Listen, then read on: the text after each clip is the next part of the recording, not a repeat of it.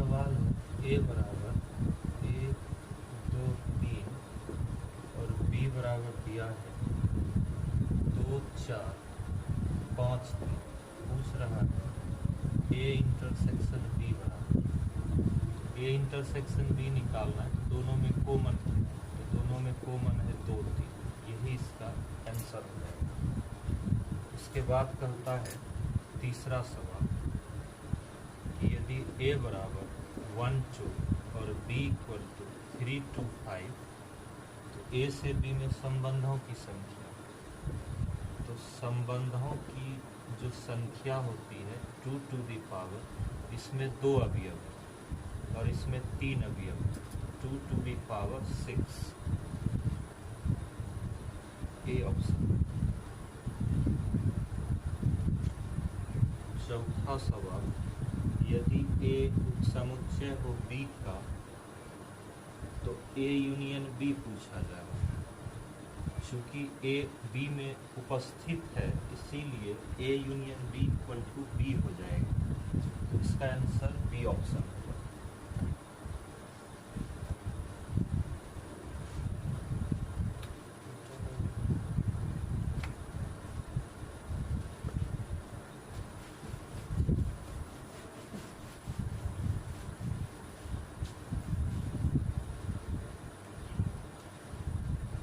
उसके बाद एक सवाल है 19 में, यदि F x equal to 1/x+2 तो प्रांत क्या होगा। प्रांत के लिए सबसे पहले हर जो होता है वो कभी भी 0 के बराबर नहीं हो सकता है, इसीलिए x नॉट इक्वल टू -2 और हमारा जो प्रांत होगा पूरी वास्तविक संख्या में -2 को छोड़ करके होगा, तो इसका आंसर r-2 होगा। उसके बाद एक सवाल है 20 नंबर का। 20 में सवाल कहता है u इक्वल टू दिया है 1 2 3 4 5 6, a इक्वल टू दिया है 1 2, b इक्वल टू दिया है 2 3 4। कहता है कि ए यूनियन बी का पूरक क्या होगा। सबसे पहले हम लोग निकाल लेंगे ए यूनियन बी, मतलब ए और बी को मिला करके ये होगा 1 2 3 4 और ए यूनियन बी का पूरक होता है u minus A union B, तो बराबर u का जो वैल्यू है 1 2 3 4 5 6 घटाओ ए यूनियन बी जो है वो लिखा है 1 2 3 4, तो इसमें से हम 1 2 3 4 को छोड़ करके लिखेंगे, तो 1 2 3 4 को छोड़ेंगे तो सिर्फ 2 ऑप्शन आएगा 5 और 6। इसी तरह से एक सवाल है कि अगर ए इंटरसेक्शन बी, ये है 23 नंबर का क्वेश्चन, ए इंटरसेक्शन बी, फिर है इंटरसेक्शन बी इंटरसेक्शन सी और फिर है इंटरसेक्शन सी इंटरसेक्शन ए, इसका मान पूछता है। तो सब में तो कॉमन ही पूछ रहा है, तो इसका सीधा होगा A intersection B intersection C. इसी तरह एक सवाल है 24 का, यदि ए बराबर x y z है और b बराबर 1 2 है, तो a से b में संबंधों की संख्या, तो संबंधों संख्या होता है 2 टू दी पावर, इसमें 3 अवयव है और इसमें 2 अवयव है, 2 टू दी पावर 6 और 2 टू दी पावर 6 इसका ए ऑप्शन होगा।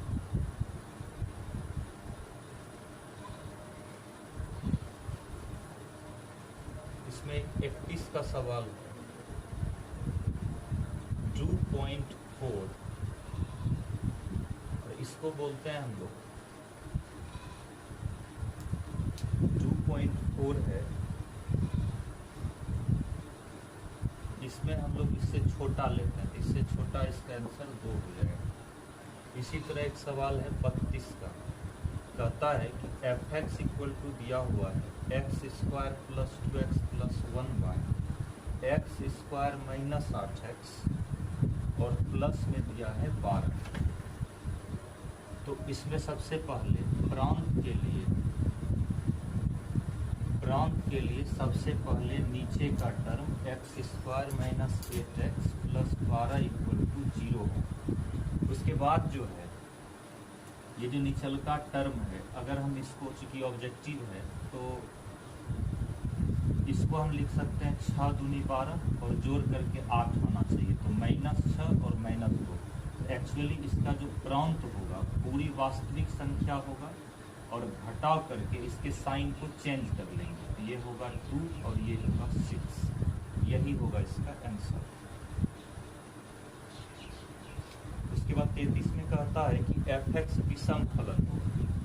सीधी सी बात है, कोई विषम फलन तभी होता है जब f माइनस x बराबर -fx। इसी तरह एक सवाल है 37 का। 37 में कहता है कि अगर f(x) इक्वल टू x² है, बताओ ये कैसा फलन होगा। एक्चुअली ये सम फलन होगा, क्योंकि अगर हम -x का भी स्क्वायर निकालते हैं तो भी +x² होता है, तो हम इसे कहेंगे सम फलन।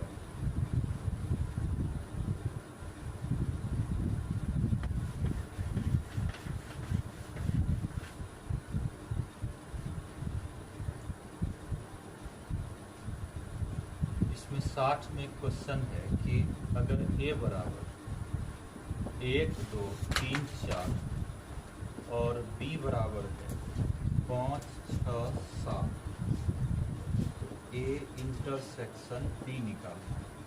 तो दोनों में कुछ मिल ही नहीं रहा है, तो इसी को हम बोलते हैं R। उसके बाद 58 में है कि the set of intelligent student in A class. Intelligent जो होता है ये वेल डिफाइंड नहीं होता है, इसीलिए इसका डी ऑप्शन होगा, not a well defined collection.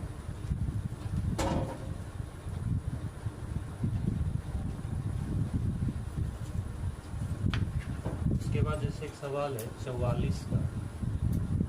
सवाल ये कहता है कि अगर f(x) equal to x² plus 3x plus 5y x² minus 5x plus 4 है और इसका पूछ रहा है प्रांत, तो हम लोग पहले लिखते हैं प्रांत के लिए x² माइनस 5x प्लस 4 कभी भी 0 नहीं हो सकता है। उसके बाद इसका जो लास्ट दो पद है इसको दो पदों में डिवाइड करेंगे, तो 4 and 1 यानी 4x और x, इसको भी माइनस मिलेंगे, इसको भी माइनस मिलेंगे। और रही बात इसका जो प्रांत का आंसर आएगा पूरी वास्तविक संख्या में, इसके साइन को हम लोग चेंज कर लेंगे। अगर इसके साइन को हम चेंज करते हैं तो ये आएगा 1 और 4, तो ये 1 और 4 आएगा, यानी r-4 इसका जो है बी ऑप्शन आता है। उसके बाद सवाल में है जैसे 40 का क्वेश्चन। सवाल ये कहता है कि अगर नंबर ऑफ a गुने a बराबर 9 है, तो इसको हम ऐसे भी लिख सकते हैं नंबर ऑफ a गुने नंबर ऑफ a बराबर 9। इसको लिखेंगे नंबर ऑफ a का स्क्वायर बराबर 9, तो नंबर ऑफ a बराबर √9, ये 3 हो जाएगा, यानी नंबर ऑफ a का वैल्यू 3 हो जाएगा।